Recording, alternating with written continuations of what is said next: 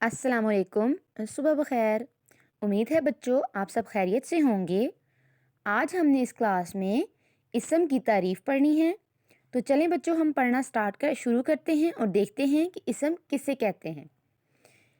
اسم نام کو کہتے ہیں، کسی بھی انسان، چیز، جگہ، جانور اور پرندے کے نام کو اسم کہتے ہیں۔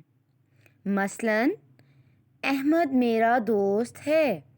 اس لائن میں دیکھیں، احمد ایک لڑکے کا نام ہے اور اس لیے یہ اسم ہے۔ اس کے بعد ہے بلی کہاں گئی۔ بلی بھی ایک جانور ہے تو اس لائن میں اسم بلی ہے۔ اس کے بعد ہے یہ جوتا ہے۔ جوتا بھی ایک چیز ہے جس کا نام ہے جوتا، تو اس لائن میں جوتا اسم ہے۔ چلے بچوں اب ہم اسم سے ملتی جلتی ایک ورک شیٹ دیکھتے ہیں اور اس میں چیزوں کے نام لکھتے ہیں۔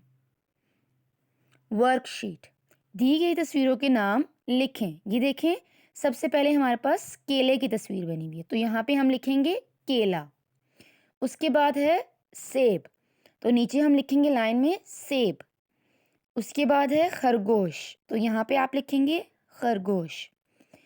یہ ہے گاجر، یہ گھوڑا، یہ درخت، یہ ڈاکٹر، یہ طوطا اور سب سے آخر میں ہے جگ۔ پیارے بچوں آپ نے ان سب چیزوں کے نام لکھنے ہیں۔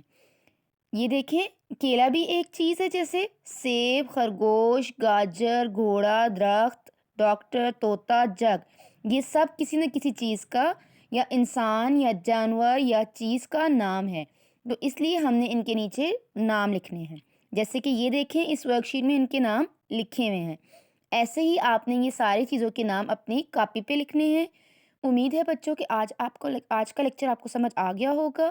اللہ حافظ بچوں۔